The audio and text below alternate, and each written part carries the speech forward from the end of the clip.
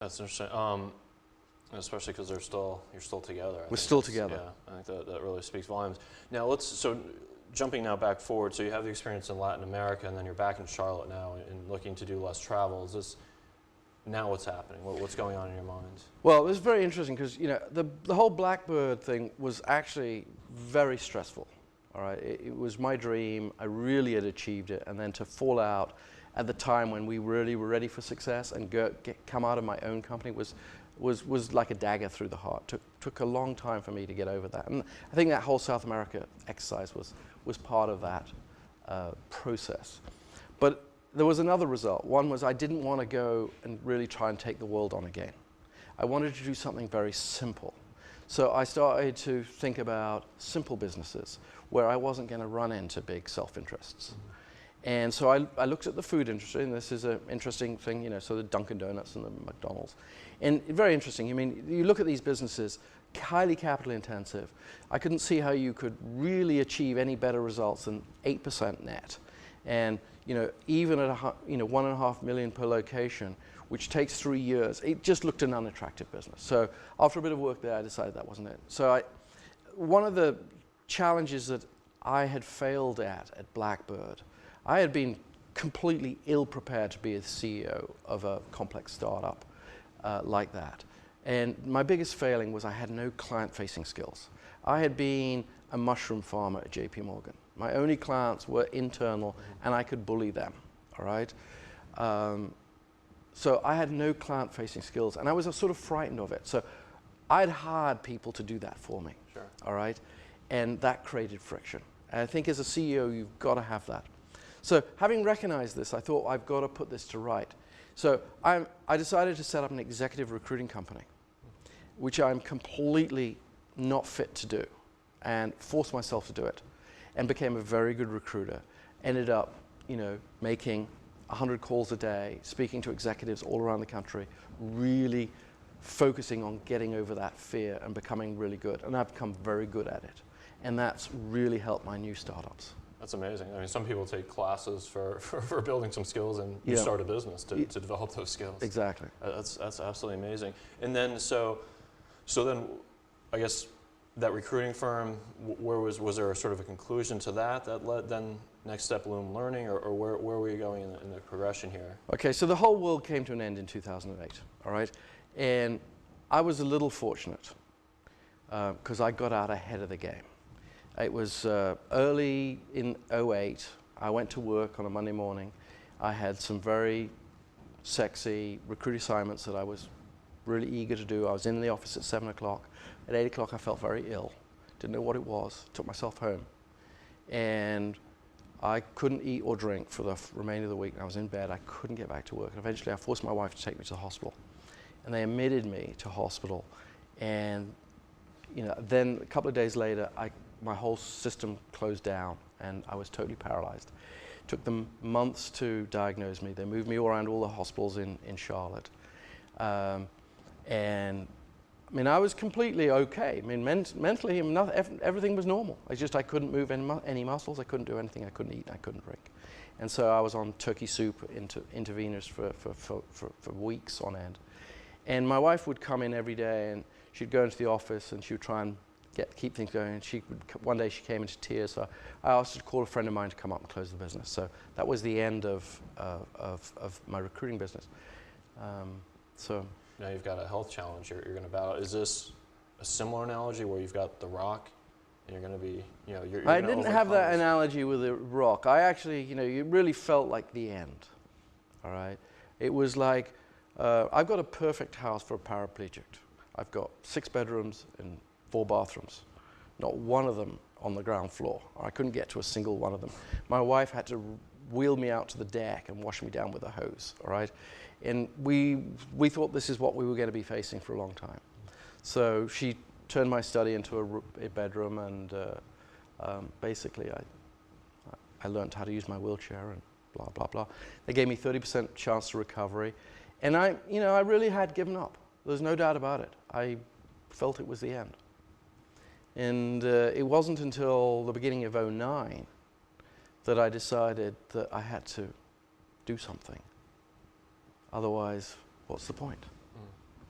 And that's when I started to say, well, you know, you've got all your marbles, and you've got it, you know, you've healed your entrepreneurial spirits. Now get going. So the first exercise I did was I decided I would call everybody I knew that I'd worked with, and I was staggered how many people I knew. And it really gave me a good opportunity to talk to them, find out what they were doing, what was going on in their lives. You know, and it was interesting because, you know, I would say a good 60% of them were not happy in their situations. And so, you know, I try to think if I could use this pool of resources to build businesses.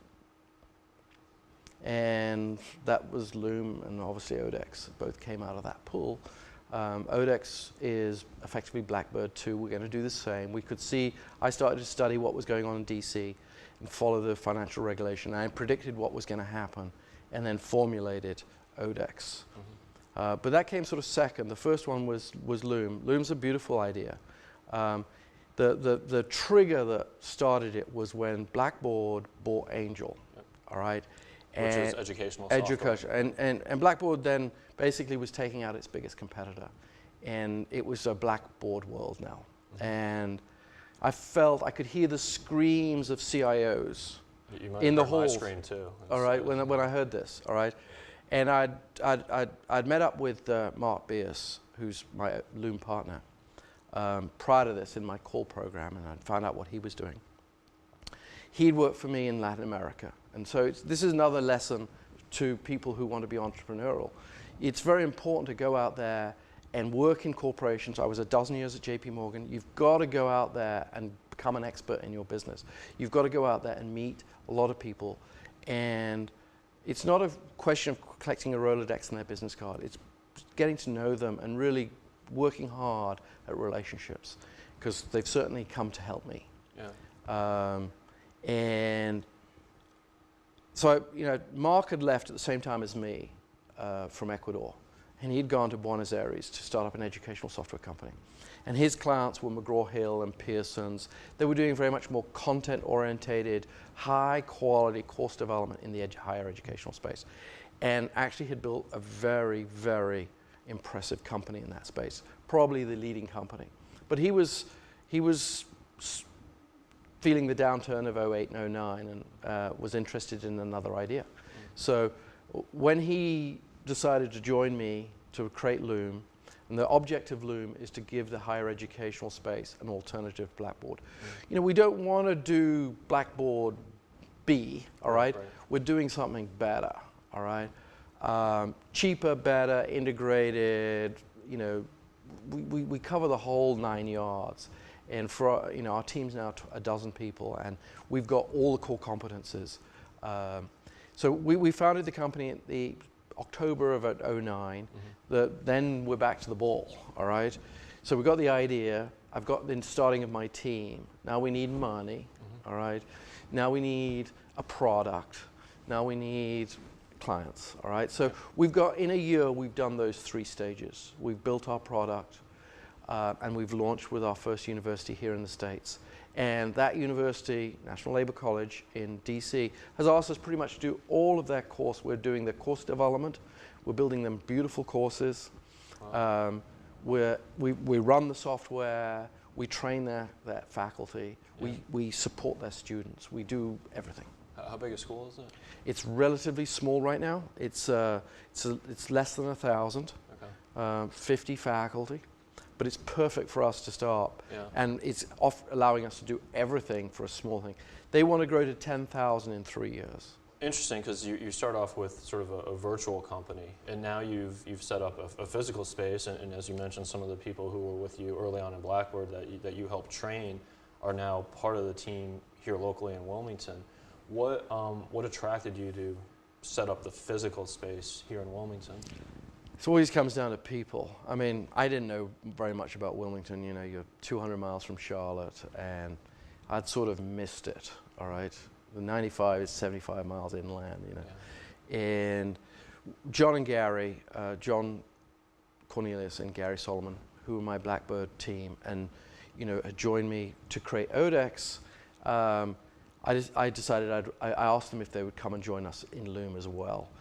you've got to really be able to trust people, and these are people I totally trust. They come with totally complementing skills in the technical world, in development and in infrastructure, and they're exactly what I needed. And in order to build the physical business where we're going to run the servers, we're going to have technical help 24/7, where we're going to put a help desk around it, you need people you can trust. Yeah. And those guys had decided to come to Wilmington, and I came to Wilmington to see what they had got here, and I said, let's do it here.